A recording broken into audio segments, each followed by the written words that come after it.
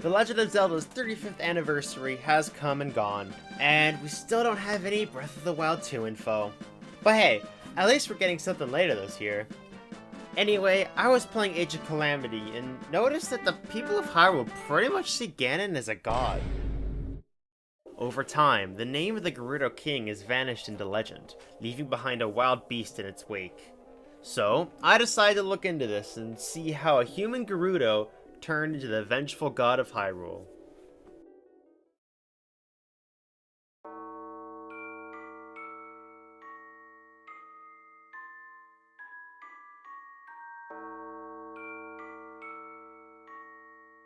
Ganon, a primal evil that has appeared again and again throughout Hyrule's history, causing destruction wherever it goes.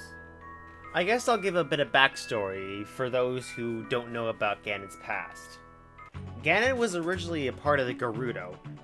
The Gerudo are a race of female warriors who, during Ocarina of Time, were thieves who reside within the Gerudo Desert.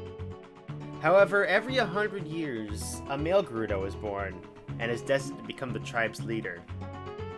One male Gerudo was named Ganondorf. He tricked the hero of time into opening the sacred realm and stole the Triforce of Power, giving him the power to overthrow the king and take over the entire kingdom. And then he was sealed away by the hero in the sages. Ganon has been able to survive throughout the many years between the many Zelda games thanks to the Triforce of Power, which has even allowed him to cheat death and kill the Sage of Water. So, if he keeps coming back for this long, then of course people are just gonna pretty much see him as immortal. They wouldn't know what's actually going on and assume he's some kind of immortal deity. Especially since his original backstory has faded into legend, where people can only assume he was once immortal. Breath of the Wild takes place 10,000 years after a battle with a being known as Calamity Ganon, which most likely takes place thousands of years after Ganon's last inclusion in a Zelda game. And that is more than enough time for someone to be forgotten into legend. In Breath of the Wild, Ganondorf isn't even mentioned in the game, so the people of Hyrule who don't have the writings and legends from back then probably assume Ganon is some sort of evil god that unleashes his anger on the kingdom time and time again. But do they really think this, or am I just overanalyzing? Well, there actually is some evidence throughout the game that proves this. Calamity Ganon is completely different from his Gerudo counterpart. This time, instead of a person, he's referred to as some sort of beast or natural disaster. They know he's a living being, but is also some kind of force of nature with otherworldly power, like a god would have. I mean, why wouldn't they think this? Ganon keeps coming back without dying, and even has ancient legends about him. Even his own race, the Gerudo, aren't sure he's even human. After freeing Divine Beast Majoras, Urbosa will mention, "It was written that Calamity Ganon once adopted the form of a Gerudo. And that will make this victory all the more satisfying." I like that. Now I can take this personally.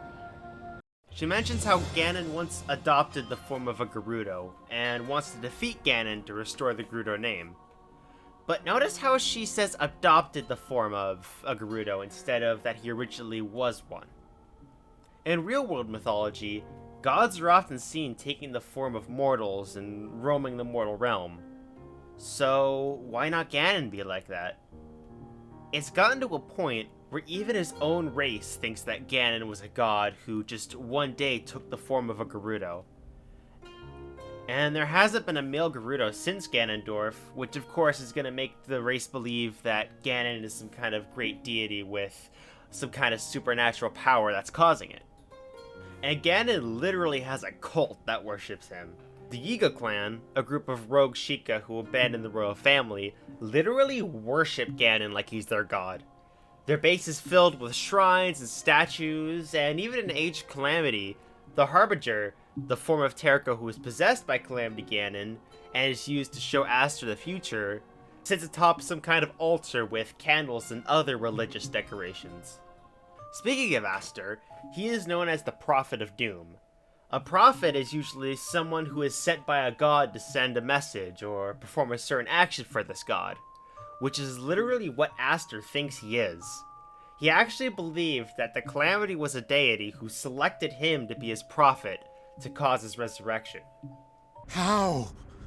The great Calamity Ganon selected me! This humiliation cannot be my destiny! It cannot be! He even sacrifices Yiga soldiers who also support Ganon in order to achieve his goal. Speaking of the Yiga, Suga actually says something which was actually what gave me the idea for this video. You are blind, seer. Calamity Ganon is not for mortals to control. He mentions how Calamity Ganon is not something mortals can control, implying that he thinks Ganon is something that is beyond what is considered to be normal mortal, and something that no mortal could possibly have control over. Like how a great god would be. There's also the event of the Great Calamity itself. The people of Hyrule thought that they were prepared to defend themselves from Ganon, but they never expected him to actually plan and form a counterattack.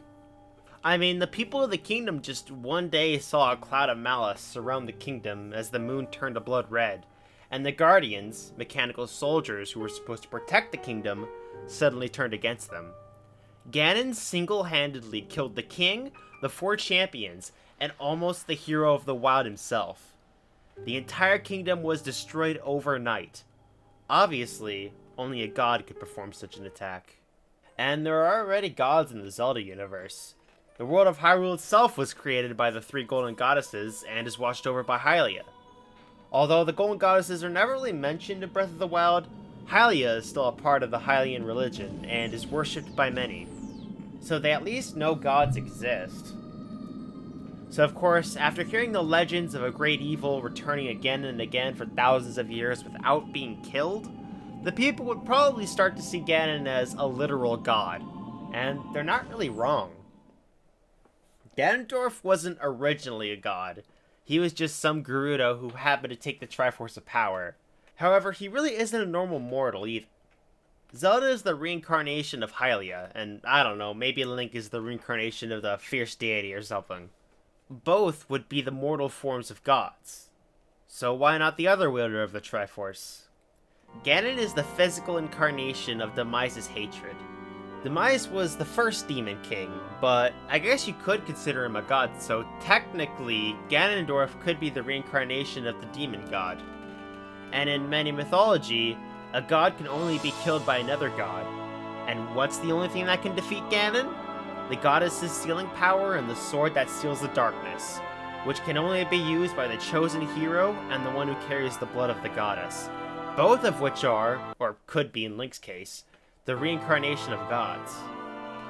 Ganon has been around for thousands of years, plus with his insane power and ability to be nearly immortal, it's no wonder that by the time of Breath of the Wild and Age of Calamity, that he'd be seen as some sort of powerful god. And that was my video on how Ganon went from being the king of the Gerudo to a literal god of evil. Thank you all for watching. If you want more videos like this, then consider hitting the subscribe button and seeing my next videos right when they come out. I might have an idea for where Ganondorf's body might be in Breath of the Wild too, so who knows? That video may be coming out in the future.